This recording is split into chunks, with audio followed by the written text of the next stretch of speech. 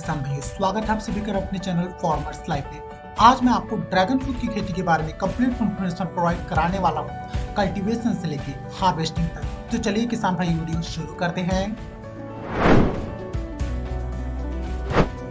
दोस्तों आज की वीडियो में हम बात करने वाले हैं ड्रैगन फ्रूट को मैनेज कैसे किया जाता है, कैसे आप इसका पूरा इस्तेमाल कर सकते हैं, सही ढंग से इसका कैसे उत्पादन ले सकते हैं और साथ ही यहाँ पर पूरा प्रोसेस बात करने वाले हैं कल्टीवेशन से लेके हार्वेस्टिंग तक। सो प्लीज पूरा वीडियो ध्यान से देखिएगा। दोस्तों आप यहाँ पर देख सकते हैं ये ड्रैगन फ्रूट का प्लॉट है, 1 एकड़ प्लॉट है। इसमें लगभग 2000 पौधे लगे हुए हैं।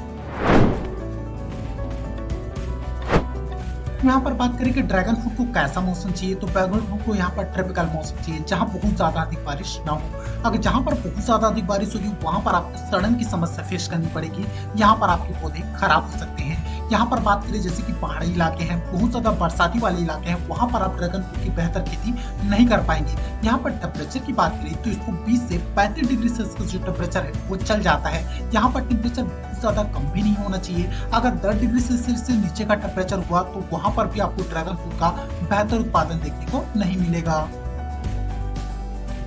बात करें ड्रैगन फ्रूट की प्रजाति की, तो एक कैक्टर प्रजाति की फसल है। जैसे कि आप वीडियो में देख पा रहे हैं, रेगिस्तान में होने वाली कटीली फसल की प्रजाति है। यह इसलिए इसको कम से कम पानी की यहाँ पर आवश्यकता महसूस होती है। अब बात करें दोस्तों इन्हें मिट्टी किस प्रकार की लगती है, तो यहाँ जो मिट्टी इस्तेमाल की गई है वो है ब्लैक सॉइल, लेकिन भारत में आप इसे किसी भी प्रकार की मिट्टी में उगा सकते हैं। वहीं पर बात करें मिट्टी के पीएच मान की, तो इसे 5.5 से 7 तक का पीएच मान चल जाता है।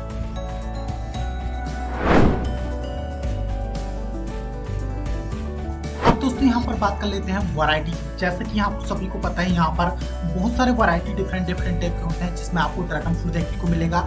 जैसे कि आप यहाँ पर डिस्प्ले में देख पा रहे होंगे, यहाँ पर ये जो वैरायटी है ये रेड बर्ड वैरायटी है और सबसे ज्यादा चलने वाली जो वैरायटी मार्केट में वो है रेड वैरायटी। इसका आपको बेहतर उत्पादन भी देखने को मिलेगा। इसके साथ ही आपको येलो रेड वैरायटी भी है, वो भी मार्केट में देखने को मिलेगी। इसका भी काफी अच्छा प्रोडक्शन यहाँ पर देखने को मिलता है, लेकिन सबसे ज्यादा चलन है वो रेड वैरायटी की रहती है। बात करें इसके ओरिजिन कंट्री की, तो वह है दक्षिण अमेरिका एंड मैक्सिको। उसके बाद इसे अलग अलग देशों के अलग अलग हिस्सों में उगाया जाने लगा, जैसे कि ब्राजील है, यहाँ पर ईरान है, इराक है, इजराइल है, और इसके साथ ही यहाँ पर बात करें वेनेजुएला और फिलीपींस जैसी कंट्री। वेनेजुएला में इसका सबसे ज्यादा प्रोडक्शन देखने को मिलता है और काफी ज्यादा सप्लाई यहाँ पर वेनेजुएला से होती है। और इसके साथ यहाँ पर बात करें भारत में अब धीरे धीरे कई सारे राज्यों में इसका बहुत अच्छा उत्पादन देखने को मिल रहा है। अब बात करें यहाँ पर वैरायटी का चुनाव और प्लांटेशन की, तो बात करें यहाँ पर वैरायटी की, तो यहाँ पर अलग अलग टाइप की वैरायटी अलग अलग कीमतों में बेची जाती है। लेकिन यहाँ पर जो मैक्सिमम लोग हैं वो 40 से 100 रुपए के हिसाब से पर पौधे के हिसाब से यहाँ पर इसका कॉस्ट लगाते हैं। लेकिन अगर आप इसके लिए 50 से 70 रुपए पर पौधे के हिसाब से पे करते हैं तो बिल्कुल सही पे कर रहे हैं। इससे ज्यादा कीमत आपको यहाँ पर नहीं देना है। वैरायटी का चुनाव करते हुए आपको विशेष बातों का ध्यान रखना है। सबसे पहली बात, आपको जहां से आप प्लांटेशन खरीद रहे हैं, जहां से ले रहे हैं, वहां जाके चेक किए उनका पौधा कैसा ग्रोथ कर रहा है। अगर वो किसी डिसीज से इन्फेक्टेड है और उसकी नर्सरी तैयार की गई है तो आप उसे ना खरीदे, उससे आपके जो फसल है वो भी डैमेज हो सकता है और सही ग्रोथ देखने को नहीं मिलेगा। सो नर्सरी खरीदते वक्त आप इन बातों का ध्यान रखिए कि आपकी नर्सरी किसी डिसीज से इन्फेक्टेड ना हो। अगर इन्फेक्टेड रहेगा तो आपका जो प्लांट है वो सही तरीके से ग्रोथ नहीं करेगा। अब बात करें दोस्तों, ये प्लॉट आपको दिख रहा है, इसमें प्लांट टू प्लांट का डिस्टेंस कैसे रखना है, तो यहाँ पर जो प्लांट है प्लांट का डिस्टेंस है ये बीच का डिस्टेंस रखा गया है 12 फीट और पौधे से पौधे का डिस्टेंस रखा गया है 6 फीट। आप इसे 12 फीट या 8 फीट भी कर सकते हैं। बीच का डिस्टेंस 12 फीट और पौधे से पौधे की दूरी 8 फीट। आप यहाँ पर 12 बाई 8 के हिसाब से अगर प्लांटेशन करते हैं तो आप इंटरक्रॉपिंग कर पाएंगे। जैसे कि आप यहाँ पर देख सकते हैं बीच में अलग अलग फसलों का उत्पादन ले सकते हैं। साथ ही यहाँ पर बात करें इसमें जो फल आते हैं वो कैसे आते हैं, तो यहाँ पर जो आपको कटीली धार दिख रही है इसमें से ये फूल निकल कर आते हैं और यहीं पर जो फल है ये इसके लगते हैं। अब बात करें यहाँ पर सपोर्ट और जुगाड़ की, तो ये प्लांट ऐसा है तो बिना सपोर्ट के अच्छे से नहीं करेगा। तो इसके लिए आप यहाँ पर मजबूत से मजबूत सपोर्ट तैयार कीजिए। जैसे कि यहाँ पर आप देख सकते हैं सीमेंट के पोल का यहाँ पर सपोर्ट दिया गया है, जैसे कि आप यहाँ पर पूरा देख पाएंगे। इसकी लाइफ अगर प्लांट की लाइफ 15 से 20 साल की होती है तो आप ये जो सपोर्ट है इसकी भी लाइफ उतनी होनी चाहिए ताकि आपको बार बार बदलना ना पड़े। यहाँ पर अगर बात करें इसके ऊपरी हिस्से में, तो यहाँ पर आप देख सकते हैं प्लेट, ये भी सीमेंट का लगाया गया है, ये भी आप मजबूती से तैयार कर सकते हैं। इसके साथ ही यहाँ पर अगर आप चाहे तो लोहे का रिंग है, जो टायर साइकिल का टायर आता है उसका भी आप यहाँ पर सपोर्ट के लिए इस्तेमाल कर सकते हैं अपने बजट के हिसाब से। अब बात करें इसका कल्टीवेशन कब करना है। जब आप प्लांट लेके आते हैं तो बिल्कुल इसका जून से जुलाई के बीच में कल्टीवेशन कीजिए। अगर आप फरवरी मार्च में करते हैं तो यहाँ पर आपको फूड फ्लावर जो क्लैरिंग होती है उसमें आपको सही तरीके से ग्रोथ देखने को नहीं मिलेगा। अगर आप जून जुलाई में इसका कल्टीवेटर करते हैं तो जस्ट एक साल बाद उसी जुलाई महीने में आपको इसका बेहतर उत्पादन देखने को मिलेगा। पहले साल में आपको कम उत्पादन देखने को मिलेगा, लगभग 500 से 600 किलो प्रति एकड़ के हिसाब से, लेकिन उसके अगले साल आपको 6 से 7 टन प्रति एकड़ के हिसाब से उत्पादन देखने को मिलेगा। अब यहाँ पर कई किसान भाई क्या होते हैं, लगा लेते हैं प्लांट, उसके बाद बोलते हैं ग्रो नहीं कर रहा है हमारा प्लांट। तो यार इसके लिए आप यहाँ पर कल्टीवेशन के टाइम पे 3 से 4 ट्राली गोबर खाद का इस्तेमाल कीजिए, मतलब 6 से 7 टन प्रति एकड़ के हिसाब से यहाँ पर आप गोबर खाद डालिए। आपको यहाँ पर बहुत अच्छा उत्पादन देखने को मिलेगा अपने खेतों में। इसके साथ ही यहाँ पर आप सिंगल सुपर फॉस्फेट भी डाल सकते हैं 3 से 400 किलो तक। और साथ ही आपको थोड़ा थोड़ा पानी देते रहना है। जैसे कि आप सभी को पता है ये बहुत ही कम पानी वाली फसल है, तो आप इससे ज्यादा पानी देंगी तो इसमें डिसीज लगने की संभावना बढ़ जाएगी। इसके साथ ही जब तक आपका प्लांट 1 साल तक का है तब तक आप एनपीके का भी मिक्सर डालिए इसमें, जैसे कि 19-19-19, 12-61, इसे प्रति हफ्ते के हिसाब से आपको लगातार डालते रहना है।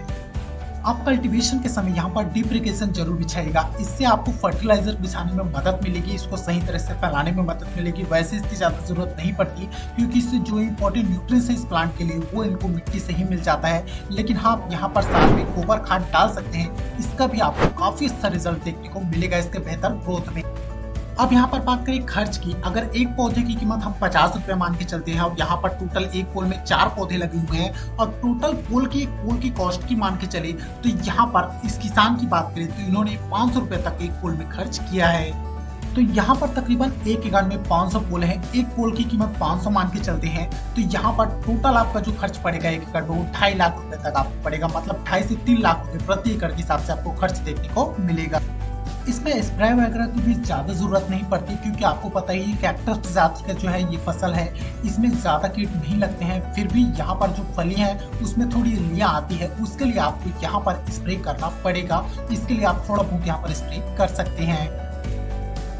अब यहाँ पर आप 12x8 के हिसाब से पौधों का प्लांटेशन करते हैं तो यहाँ पर आप सबसे अच्छा फायदा देखने को मिलेगा। बीच में आप ट्रैक्टर चला सकते हैं, आप यहाँ पर धनिया की खेती कर सकते हैं, बीच में बरबट्टी की खेती कर सकते हैं, टमाटर की खेती कर सकते हैं। लेकिन याद रखिए ज्यादा ऊंची फसल की खेती नहीं करेगा, नहीं तो इसके जो डिसीज है वो यहाँ पर जो प्लांट है जो आपको दिख रहा है ड्रैगन फ्रूट के, इसको इन्फेक्टेड कर सकते हैं। और बाकी उसके बाद नेक्स्ट ईयर की बात करें तो यहाँ पर हर एक साल में आपको 50,000 या 60,000 रुपए तक कॉस्ट देखने को मिलेगा, वो भी गोबर खाद या मुर्गी खाद का कॉस्ट देखने को मिलेगा। लेकिन हाँ, लेबर कॉस्ट भी थोड़ा बहुत आपको यहाँ पर देखने को मिलेगा क्योंकि इसको लगातार बांधना पड़ता है। जैसे आप यहाँ पर रस्सियां देख पा रहे होंगे, इसको नोट को इस तरह से बांधना पड़ता है और इसे साफ सुथरा रखना पड़ता है ताकि यहाँ पर ये चीजें जो है डैमेज ना हो। अब यहाँ पर बात करें फल के वजन की, तो फल का वजन आपकी वैरायटी के ऊपर डिपेंड करता है। यहाँ पर एक फल का वजन 300 से 400 ग्राम, मैक्सिमम 500 ग्राम तक आपको देखने को मिलेगा। ये आपके वैरायटी के सिलेक्शन के ऊपर डिपेंड करता है। यहाँ पर बात करें इसके हार्वेस्टिंग के प्रोसेस की, तो यहाँ पर अगर आप जून जुलाई के महीने में लगाते हैं तो अगले साल आपको जून जुलाई में इसका फसल देखने को मिल जाएगा। लगातार इसका हार्वेस्टिंग यहाँ पर देखने को मिलता है। जैसे एक बार तोड़ लेते हैं तो 15 दिन या महीने दिन के बाद आप इसका कंटिन्यू फिर से हार्वेस्टिंग कर सकते हैं। दोस्तों, अगर पहले साल में हम इसका उत्पादन मान के चलते हैं 500 से 600 किलोग्राम और यदि मार्केट में 50 रुपए प्रति किलो के हिसाब से अगर जाता है तो यहाँ पर आपको 50,000 से लेकर 60,000 तक का मुनाफा देखने को मिल सकता है। साथ ही इसका प्लांट ग्रोथ ऐसा ही रहा जैसा कि अभी आपको देखने को मिल रहा है, तो अगले साल इसमें 6 से 7 टन तक का माल आपको प्रोडक्शन देखने को मिलेगा। और यहाँ पर अगर वो 100 रुपए प्रति किलो के हिसाब से भी अगर जाता है तो यहाँ पर आपको 6 से 7 लाख रुपए प्रति एकड़ के हिसाब से उत्पादन देखने को मिलेगा।